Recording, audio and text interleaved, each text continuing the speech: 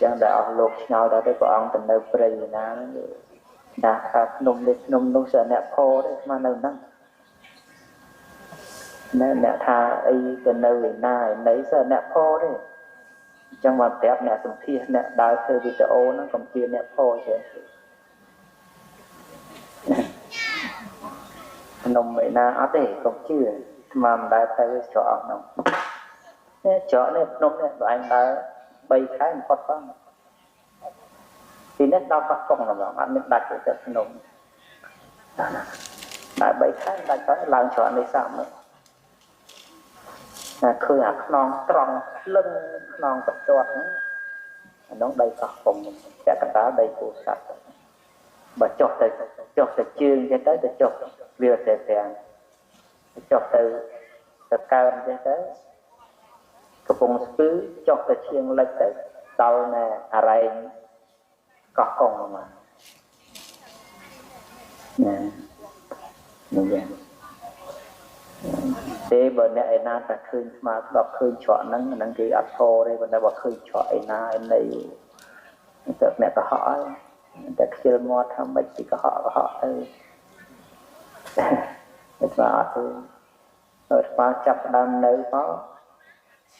nông tài cái cô năng máu liề máu dền bờ và hà nè hỏi mình dừng lại mò đọc cầu mông ấy nhưng mó là ấy trẻ con đá men trây chân đấy lấy chân để chụp việc ở đó đây xăm mặt tiền đá mặt miền tập lời tê ngồi chân chỗ lời nôm sọc nó chỉ đá mặt miền lời chỗ nè lời tầm bầy miền lan miền mặt đầu ấy mà đào miền lời tê rồi nó miền lời tê khỏi bảo tới cho miền làm một tô về tới sọc với trùm nước chẳng trong gần là mát chẳng nơi xa môn chẳng xa khói nơi không mất nơi mặt là nơi nó cái là thì là bà chùa cô sạch chùa cao thì cô sạch nên cơបាទពុកម៉ែបងប្អូនយើងកម្មវិធីក្រុងប៉ូលីបញ្ចុះធម្មសាលាសាងសង់ព្រះវិហារត្រូវបានបញ្ចប់ពុកម៉ែបងប្អូនលោកពុកអ្នកម្ដាយពុទ្ធបរិស័ទទាំងក្នុងនិងក្រៅប្រទេសបានសម្ដាប់នៅធម្មទេសនារបស់ព្រះអង្គដ៏គួរជាទីជ្រះថ្លាបាទតាក់ទងទៅនឹងជីវប្រវត្តិរបស់ព្រះអង្គកាលតែពីមុនបាទរហូតមកដល់បច្ចុប្បន្នព្រះអង្គជួបនៅអ្វីខ្លះបាទពុកម៉ែបងប្អូនបានសម្ដាប់នៅធម្មទេសនាបាទធម្មទានការសំណេះសំណាលបាទពុកម៉ែបងប្អូនបានសម្ដាប់បាទពេញហើយបានដឹងហើយថា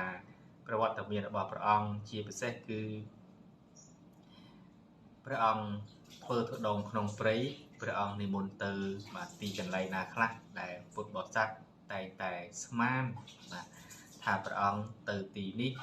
ព្រះអង្គគង់នៅទីនោះព្រះអង្គគង់នៅទីនេះបាទពុកម៉ែបងប្អូនចឹងហើយដើម្បីដោះស្រាយនៅចម្ងល់ក៏ដូចជាកុំឲ្យពុកម៉ែបងប្អូនយើងចាញ់បោកពីទៀតចឹងព្រះអង្គក៏បានមានធិរដីកាបាទប្រាប់អំពីការនិមន្តចូលព្រៃរបស់ព្រះអង្គក៏ដូចជាទីគង់នៅបាទរបស់ព្រះអង្គផងដែរចឹងពុកម៉ែបងប្អូនយើងព្រះអង្គបានមានធិរដីកាបាទសំណេះសំណាលជាមួយនឹងពុទ្ធបរិស័ទរយៈពេល7 ម៉ោងបាទពុកម៉ែបងប្អូនយើងបន្ទាប់ពីសំណេះសំណាលចប់ពុកម៉ែបងប្អូនដឹងហើយប្រវត្តិមានរបស់ព្រះអង្គបាទស្រុកភ្នំក្រវាញព្រះអង្គស្គាល់គ្រប់ទាំងអស់តែម្ដងភ្នំកន្លែងកណាក៏ព្រះអង្គស្គាល់ដែរចឹងកន្លែងដែលព្រះអង្គគង់នៅពុកម៉ែបងប្អូនចាំទុកទាំងអស់គ្នាថាប្រវត្តិមានរបស់ព្រះអង្គគង់នៅវត្តរាំងខ្វាវបន្ទាប់មកគឺព្រះអង្គគង់នៅ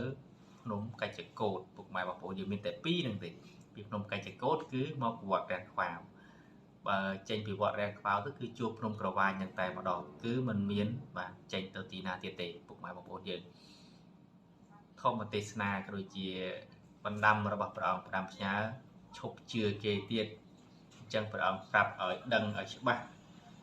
ថាព្រះអង្គគង់នៅកន្លែងណាខ្លះបាទពុកម៉ែបងប្អូនយើងអញ្ចឹងគឺបានស្ដាប់បានសម្ដាប់បានដឹងច្បាស់ទាំងអស់គ្នាហើយតកតងនឹងបណ្ដាំរបស់ព្រះអង្គថាឈប់ជឿគេទៀតណាអញ្ចឹងគឺអ្វីក៏ដោយ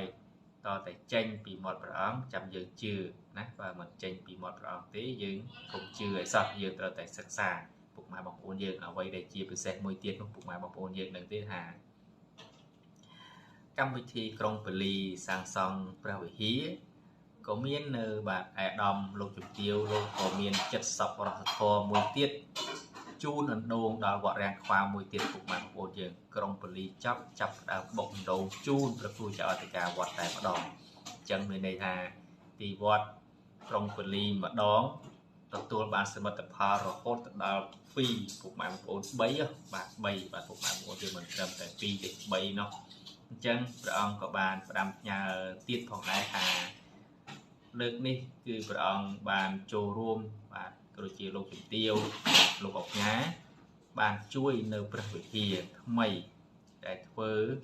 គឺចាក់បេតុងទាំងអស់ឲ្យរឹងមាំធ្វើឲ្យបានយូរអញ្ចឹងនៅសាលកត់បាទនៅសាលសាលាឆាន់ឬក៏កន្លែងផ្សេងបាទបើសិនជាមានបាទសប្បុរសជនដែលគាត់មានធនធានគ្រប់គ្រាន់អាចជួយបានបាទអាចជួយកសាងបានពិតជាល្អប្រសើរណាស់ក៏ប៉ុន្តែព្រះអង្គបានផ្ដាំផ្ញើឲ្យថាគឺព្រះអង្គលោកជំទាវដូចជាលោកញ៉ាបាទបានធ្វើនៅបាទអណ្ដូងទឹកដូចជាព្រះវិហារណាពុកម៉ែបងប្អូនយើងឲ្យស្រួលបាទស្រួលជាងមុនដើម្បីស្រួលក្នុងការសិក្សាផងស្រួលក្នុងការគង់នៅបាទរបស់ព្រះសង្ឃដែលគង់នៅទីវត្តរាំងខ្វាវផងដែរពុកម៉ែបងប្អូនយើងអញ្ចឹងទីវត្តរាំងខ្វាវគឺជាទីកន្លែងដែលជួយព្រះអង្គកាលពីមុនបាទពុកម៉ែបងប្អូនយើងគឺជួយបាទជួយព្រះអង្គកាលពីមុនដែលព្រះអង្គជួបផលលំបាកខ្លាំងគឺវត្តរាំងខ្វាវនេះហើយដែលជួយព្រះអង្គឲ្យបានបាទសុខចម្រើនមកដល់នាពេលបច្ចុប្បន្ននេះអញ្ចឹងវត្តរាំងខ្វាវគឺជាកន្លែងដែលមានគុណរបស់ព្រះអង្គដ៏ធំមួយដែរអញ្ចឹងហើយគឺព្រះអង្គត្រូវតែជួយសាងសង់នៅព្រះវិហារបាទពុកម៉ែបងប្អូនយើងក៏ប៉ុន្តែបាទព្រះអង្គក៏មិនចោលទីវត្តដែរទោះបីជាទីវត្តធ្វើឲ្យក្តីឬក៏កន្លែងដែលនៅខ្វះខាតបន្ថែមទៀតក្តីបាទព្រះអង្គក៏នៅមិនចោលដែរព្រោះព្រះអង្គនៅតែចេញចូលបាទពុកម៉ែបងប្អូនយើងនៅទីវត្តរាំងខ្វាវផងដែរព្រោះថាទីនេះគឺព្រះអង្គគង់នៅតាំងតែពីមុនមកហើយបាទពុកម៉ែបងប្អូនមិនត្រឹមតែឥឡូវទេអញ្ចឹងគឺជាយូរណាស់មកហើយដែលព្រះអង្គគង់នៅបាទទីវត្តរាំងខ្វាវនេះអញ្ចឹងហើយបាទពុកម៉ែបងប្អូនយើងបណ្ដាំរបស់ព្រះអង្គបញ្ជាក់នៅក្រោយវីដេអូនេះគឺថាព្រះអង្គតាំងតែពីមុនមកដល់ឥឡូវនេះគឺព្រះអង្គគង់នៅតែវត្តរាំងខ្វាវនិងក្នុងកច្ចកោតទេតែទីកន្លែងហ្នឹងទេអញ្ចឹងបើសិនជាគេថានៅកន្លែងនេះនៅកន្លែងទៅនោះកុំជឿគេណាពុកម៉ែបងប្អូនយើងនេះសិតសឹកតែជាធេរដីកាក៏ដូចជាការផ្ដាំផ្ញើរបស់ព្រះអង្គផងដែរអ្វីដែលគួរចិត្តមួយទៀតពុកម៉ែបងប្អូនយើងដែលខ្ញុំបាទឃើញនៅទង្វើមនុស្សមួយចំនួនទូចដែលពុទ្ធបរិស័ទឆ្កាត់ពីខេត្តមួយទៅខេត្តមួយដើម្បីទៅចូលរួមបាទកម្មវិធីជាមួយព្រះអង្គនៅវត្តរាំងខ្វាវមនុស្សមួយចំនួនទូចបាទម្នាក់ពីរនាក់ដែលធ្វើឲ្យវឹកវរនៅក្នុងបាទកម្មវិធីទាំងមូលគឺទៅចូលរួមកម្មវិធីដោយចិត្តមិនស្មោះត្រង់បាទពុកម៉ែបងប្អូនយើង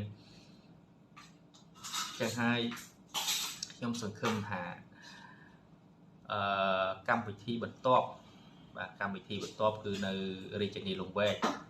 បាទ